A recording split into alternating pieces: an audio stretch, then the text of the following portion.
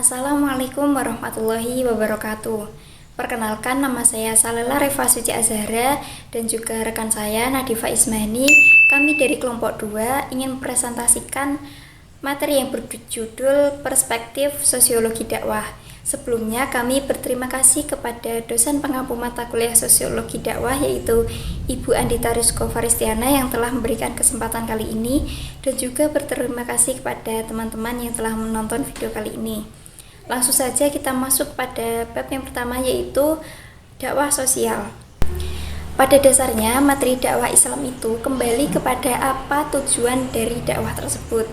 Karena pada dasarnya apa yang terdapat dalam materi dakwah bergantung pada tujuan dakwah yang ingin dicapai. Sebagaimana firman Allah disebutkan dalam Al-Quran bahwa tujuan utama dakwah adalah mengajak umat manusia. Nah, umat manusia itu meliputi mukmin, orang kafir ataupun orang musyrik kepada jalan yang diridhoi oleh Allah agar kehidupannya selalu sejahtera di dunia maupun di akhirat.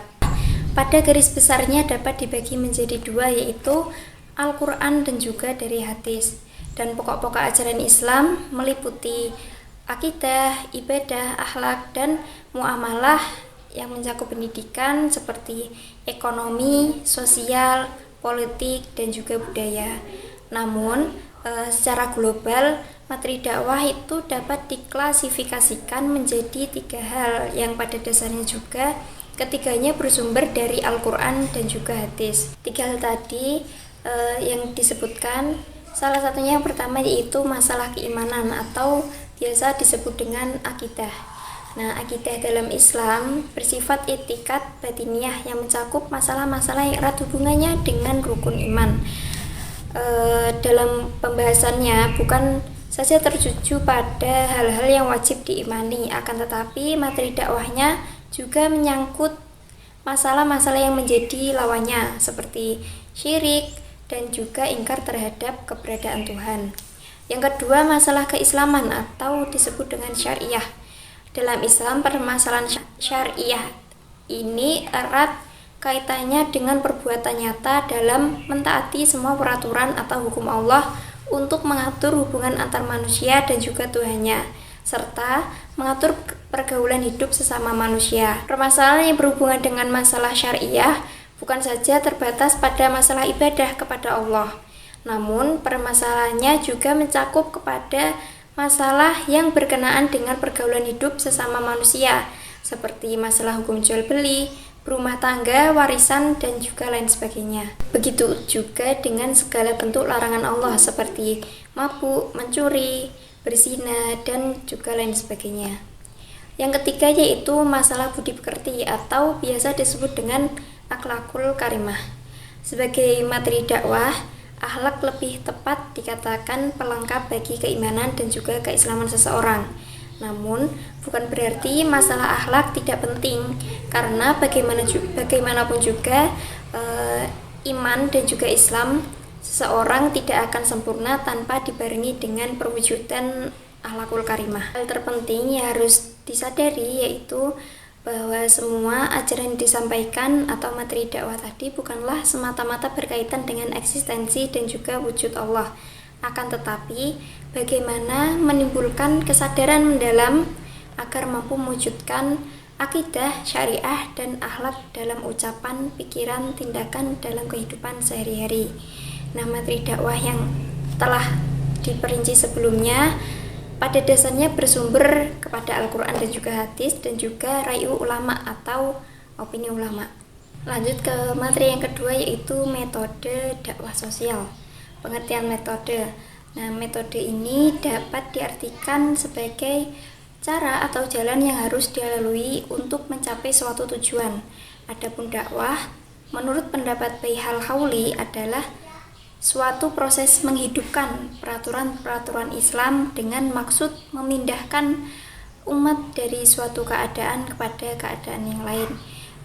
Jadi dari pengertian tadi itu dapat diambil kesimpulan bahwa metode dakwah merupakan cara-cara tertentu yang dilakukan oleh seorang dai kepada mat'u untuk mencapai suatu tujuan atas dasar hikmah dan juga kasih sayang. Lanjut kepada bentuk-bentuk metode dakwah sosial. Nah, menyampaikan dakwah pada masyarakat perdesaan dan juga perkotaan pastinya bukan hal yang mudah, akan tetapi memerlukan metode tersendiri agar apa yang kita sampaikan itu sesuai dengan sasaran dakwah. Nah, ada beberapa hal yang harus dilakukan agar dakwah itu tersampaikan kepada masyarakat dan direspon dengan cara yang baik. Yang pertama, dengan cara al-hikmah. Sebagai metode dakwah, al-hikmah diartikan sebagai bijaksana, akal budi yang mulia, dada yang lapang, hati yang bersih, menarik perhatian kepada agama. Yang kedua, mau'izatul hasanah, dan yang ketiga, al-mujadalah billati hiya ahsan. Maksudnya adalah tukar pendapat yang dilakukan oleh kedua belah pihak secara sinergis, yang tidak melahirkan permusuhan dengan tujuan agar lawan menerima pendapat yang diajukan dengan memberikan argumentasi dan juga bukti-bukti yang kuat. Yang ketiga, sumber metode dakwah sosial. Yang pertama pastinya dari Al-Quran, yang kedua dari hadis dan juga sunnah Rasul, yang ketiga sejarah hidup para sahabat dan juga fuqaha, dan yang terakhir yaitu pengalaman. Melalui pengalaman hidup yang baik yang bersifat religius maupun pengalaman hidup yang biasa bisa menjadi sumber kita dalam menyampaikan dakwah. Baik, di sini saya akan melanjutkan materi yang telah disampaikan oleh rekan saya Salila.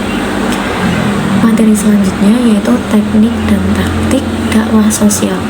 Nah, pengertian dari teknik dakwah sendiri adalah cara untuk mengimplementasikan metode dalam dakwah. Nah, biasanya dalam teknik ini ada strategi dan ada metode. Nah, kalau strategi itu adalah perencanaan, sedangkan metode adalah untuk menjalankan strategi. Nah, dakwah itu ada 3 bentuk utama. Yang pertama ada dakwah bilisan, terus yang kedua ada dakwah bil qalam, dan yang ketiga ada dakwah bil hal. Nah, selanjutnya metode dan teknik dakwah. Nah, metode dan teknik dakwah itu ada 5 ya teman-teman. Yang pertama menggunakan metode ceramah, terus yang kedua metode diskusi, yang ketiga metode konseling, yang keempat metode karya tulis, dan yang terakhir yaitu metode pemberdayaan masyarakat. Selanjutnya yaitu metode kelembagaan dakwah. Nah, metode kelembagaan dakwah ini ada 6. Yang pertama yaitu MEN atau SDM lembaga dakwah. Terus yang kedua itu ada MONEY, yaitu keuangan lembaga dakwah. Terus yang ketiga ada METHOD, yaitu strategi lembaga dakwah. Terus yang keempat yaitu ada MESIN atau sarana lembaga dakwah. Terus yang kelima ada material atau produk dakwah, dan yang terakhir yang keenam yaitu market atau pemasaran dakwah. Sekarang pengertian taktik dakwah sosial. Nah, taktik adalah gaya seseorang dalam melaksanakan teknik atau metode dakwah. Nah, biasanya bersifat individual, berbeda setiap pendakwah, dan disesuaikan dengan audiensnya. Nah, keberhasilan dakwah bersifat kasuistik. Tidak semua teknik berhasil dalam setiap situasi, teman-teman. Terus biasanya taktik itu menjadi identitas individu yang cenderung sesuai dengan karakter pribadi dari pendakwah. Nah, kita masuk ke sub materi terakhir yaitu media dakwah sosial. Nah, apa sih media dakwah sosial itu? Media dakwah adalah sarana atau alat yang digunakan untuk menyampaikan pesan dakwah dari dai kepada halayak. Nah, kalau menurut Dr. Hamzah Yakub itu media dakwah adalah elemen vital yang menyampaikan ide kepada umat. Nah, media dakwah ini bertujuan untuk mengefektifkan penyampaian pesan kepada komunikannya, teman-teman. Selanjutnya masuk ke jenis-jenis media dakwah sosial. Nah, jenis-jenis media dakwah sosial ini dibagi menjadi 3. Yang pertama, berdasarkan bentuknya. Nah, yang berdasarkan bentuknya ini ada 3 macam. Yang pertama, spoken words atau media yang berbasis suara seperti radio dan telepon. Terus yang kedua, yaitu printed writing atau media yang bentuknya itu tulisan ataupun gambar seperti buku, majalah ataupun koran. Nah, yang ketiga yaitu media yang bentuknya audiovisual, yaitu media yang menggabungkan suara dan gambar seperti televisi, film, dan video. Jenis-jenis media dakwah sosial yang kedua yaitu berdasarkan sifatnya. Nah, berdasarkan sifatnya ini dibagi menjadi 2. Yang pertama, media tradisional. Yang kedua itu media modern. Nah, media tradisional itu bentuknya kayak seni pertunjukan, biasanya wayang, ludruk, dan drama. Nah, kalau media modern itu biasanya pakai media elektronik seperti TV, radio, dan internet. Jenis-jenis media dakwah sosial yang terakhir yaitu berdasarkan jenis komunikasinya. Ini dibedakan menjadi 3. Yang pertama yaitu media visual, bisa berupa film slide, OHP, gambar, foto, komputer. Terus yang kedua ada media auditif. Nah, ini bisa berupa radio, tape recorder, telepon, dan telegram. Dan yang terakhir media audiovisual, bisa berupa TV, film, video, media cetak, dan internet. Terakhir, pengembangan media dakwah.